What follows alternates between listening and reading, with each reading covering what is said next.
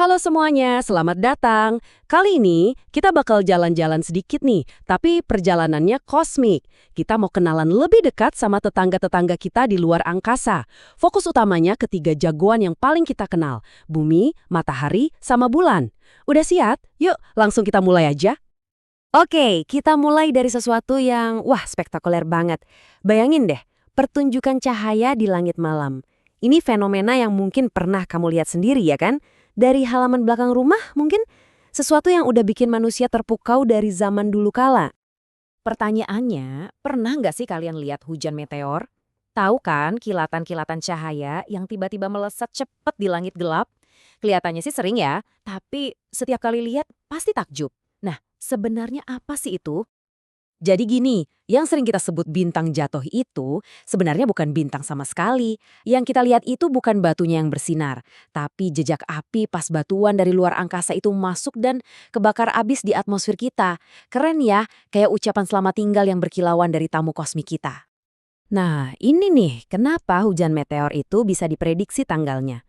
Coba bayangin ya, bumi kita ini kayak mobil yang lagi jalan di jalan tol luar angkasa. Terus setiap tahun kita pasti ngelewatin bekas jejak atau awan debu yang ditinggalin sama komet. Nah, setiap butir debu dari awan itulah yang jadi meteor pas masuk ke atmosfer kita. Oke, tadi kita udah ngomongin soal tamu dari luar angkasa. Sekarang, gimana kalau kita lihat dari mana sih asalnya? Yuk kita zoom out sedikit, kita lihat rumah besar mereka yang kita kenal sebagai tata surya. Kuncinya cuma satu kata, gravitasi. Matahari itu bukan cuma bola api raksasa di tengah-tengah loh, dia itu kayak jangkar kosmik super besar. Gaya tariknya yang luar biasa kuat inilah yang bikin semua planet, ya termasuk bumi kita, terus menari di jalurnya masing-masing, nggak kabur kemana-mana. Oke, dari sistem yang luas banget tadi, sekarang kita coba persempit fokus kita ya. Kita kenalan sama 3 tokoh utama di lingkungan terdekat kita. Bintang kita, si matahari, planet rumah kita, bumi, dan tentunya pendamping setianya, si bulan. Coba bayangin, gravitasinya itu 28 kali lebih kuat dari gravitasi bumi. Gila kan? Kebayang nggak sih cengkramannya sekuat apa? Tanpa tarikan raksasa ini, planet kita udah kelempar gitu aja keluar angkasa yang dingin dan gelap. Jadi ya, matahari itu bener-bener penguasanya di sini. Dan suhunya 15 juta derajat Celcius di intinya ya. Angka yang bahkan susah buat kita bayangin. Disitulah letak reaktor fusi nuklir raksasa. Energi yang dihasilkannya, itulah yang jadi sumber semua cahaya, semua kehangatan, dan ya pada akhirnya semua kehidupan di bumi. Nah sekarang giliran planet kita, si oase di tengah kosmos. Letaknya itu pas banget di zona Goldilocks, nggak kepanasan, nggak kedinginan.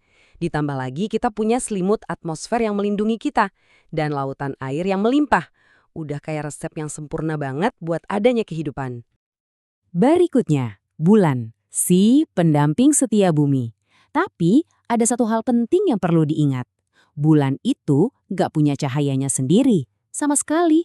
Dia itu cuman kayak cermin raksasa di langit. Tugasnya mantulin cahaya matahari ke bumi pas malam hari. Gravitasinya cuma 1/6 dari gravitasi bumi. Makanya, kalau kita lihat video astronot, mereka bisa lompat tinggi banget di sana. Nah, karena tarikannya lemah banget inilah, bulan jadi nggak bisa megang atmosfer. Makanya di sana hampa udara. Coba deh kita lihat perbandingan ini. Kelihatan banget kan betapa ekstrimnya skala di lingkungan kita. Lihat deh ukuran diameternya, bumi itu kelihatan kayak setitik debu aja dibandingin matahari. Terus suhunya, wow, ini benar-benar bikin kita sadar betapa beruntungnya kita di bumi punya kondisi yang stabil dan nyaman banget. Oke, kita udah kenalan sama siapa aja pemain utamanya. Sekarang kita bahas gimana cara mereka bergerak. Kenapa? Karena gerakan-gerakan mereka inilah yang tanpa kita sadari ngatur ritme hidup kita sehari-hari. Ada 2 gerakan kunci yang perlu kita bedain. Pertama, rotasi. Ini tuh pas bumi muter di porosnya sendiri, kayak gasing. Kedua, revolusi. Ini pas bumi jalan-jalan ngelilingin matahari. Yang satu bikin ada siang malam, yang satu lagi bikin ada pergantian tahun dan musim. Dua-duanya super penting. Nah, rotasi inilah yang jadi asal muasal konsep hari kita. siklus terang gelap, siang malam, itu ya karena bumi muter. Sedikit fakta menarik, sebenarnya satu putaran penuh itu butuh waktu 23 jam 56 menit. Tapi ya biar gampang aja, kita buletin jadi 24 jam. Kalau revolusi, nah inilah asal mula tahun. Satu kali perjalanan panjang bumi muterin matahari. Angka seperempat harinya itu penting banget loh. Karena ada sisa seperempat hari inilah, makanya kita butuh tahun kabisat setiap 4 tahun sekali.